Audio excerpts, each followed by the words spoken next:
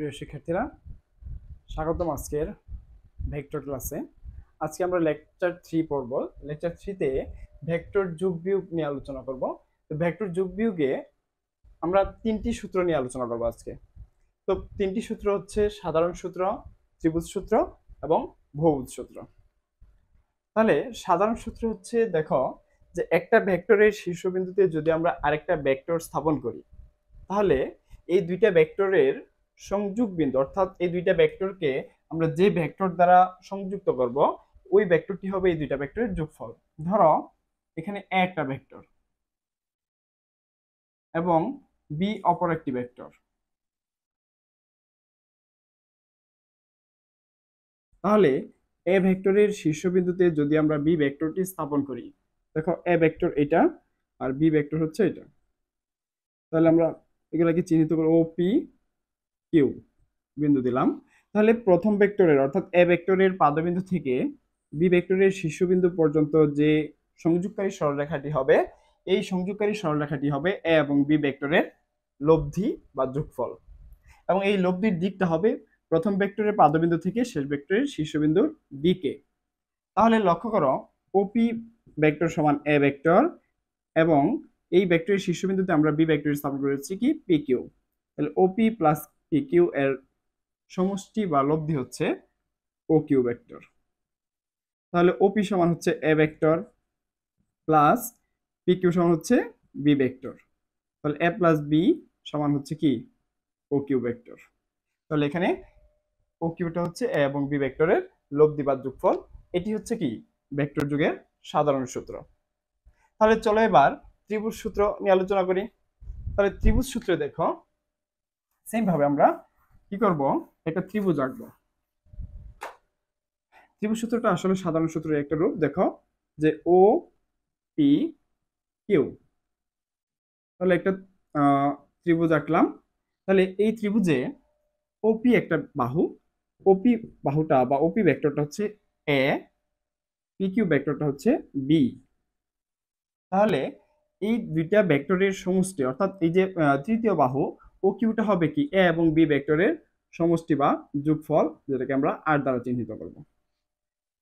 তাহলে দেখো, এই যে দুইটা ভেক্টর যদি একই ক্রমে, মানে কি যে দুইটা সন্নিহিত বাহু বা দুইটা সন্নিহিত ভেক্টর যদি একই ক্রমে ক্রিয়া করে, যে প্রথম ভেক্টরটা হচ্ছে ওপি এর শীর্ষবিন্দুতে দ্বিতীয় ভেক্টর পি কিউ যুক্ত করেছি, তাহলে এই ওপি অর্থাৎ এ ভেক্টরের শীর্ষবিন্দুতে বি ভেক্টর যুক্ত হয়েছে। তাহলে এই যে ত্রিভুজের ওপি কিউ ত্রিভুজের তৃতীয় বাহুটি কি হবে, বিপরীত ক্রমে এই দুইটি ভেক্টরের লব্ধি ভেক্টর অর্থাৎ আর এর মান নির্দেশ করবে।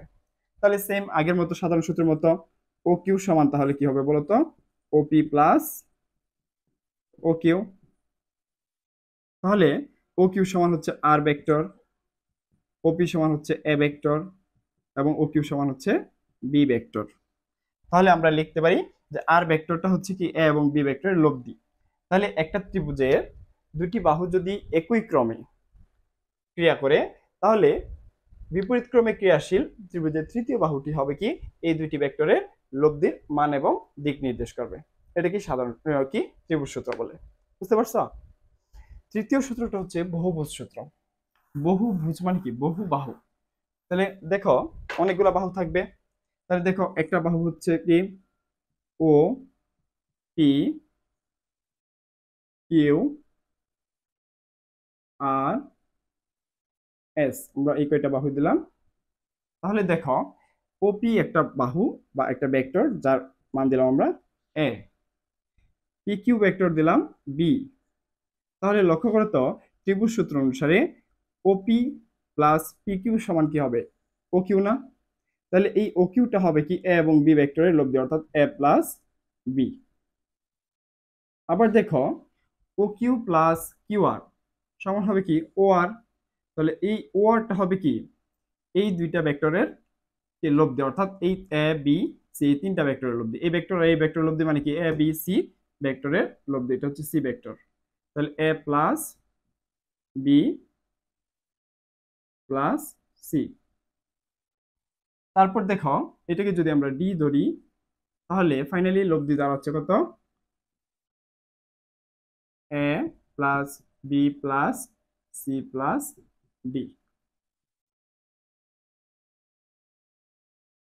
তাহলে দেখো যে এখানে প্রথমে OP vector plus P Q vector সমান কি ও কিউ ভেক্টর বিপরীত ক্রমে যেটি ক্রিয়া করবে ও কিউ ভেক্টর, তাহলে এ প্লাস বি সমান কি ও কিউ।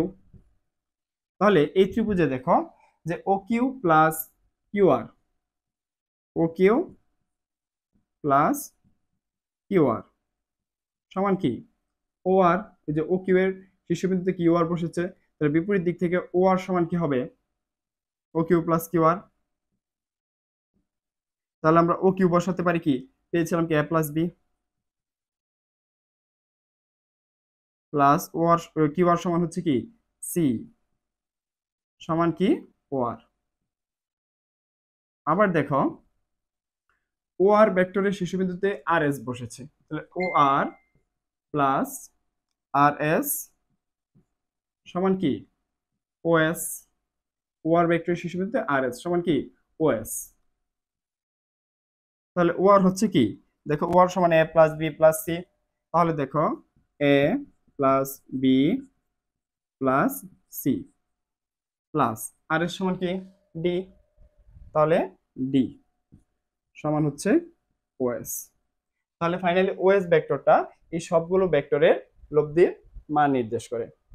তাহলে এখানে বহুভুজ সূত্র অনুসারে তাহলে কি যে কতগুলো ভেক্টরকে যদি পর্যায়ক্রমিক ভাবে অর্থাৎ এমন ভাবে সাজানো হয় যে প্রথম ভেক্টরের শীর্ষবিন্দুতে দ্বিতীয় ভেক্টরের পাদবিন্দু, দ্বিতীয় ভেক্টরের শীর্ষবিন্দুতে তৃতীয় ভেক্টরের পাদবিন্দু, তৃতীয় ভেক্টরের শীর্ষবিন্দুতে চতুর্থ ভেক্টরের পাদবিন্দু, এইভাবে পর্যায়ক্রমিক ভাবে সাজানো হয়, তাহলে সর্বশেষ ভেক্টরটি বিপরীত ক্রমে কি হবে এই সবগুলো ভেক্টরের লব্ধির মান এবং দিক নির্দেশ করবে, এবং দিক হবে কি প্রথম ভেক্টরের পাদবিন্দু থেকে সর্বশেষ ভেক্টরের শীর্ষবিন্দুর দিকে।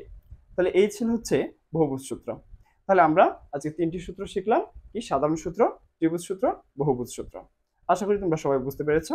আমরা পরবর্তী ক্লাসে বাকি সূত্রগুলো আলোচনা করব। ধন্যবাদ সবাইকে।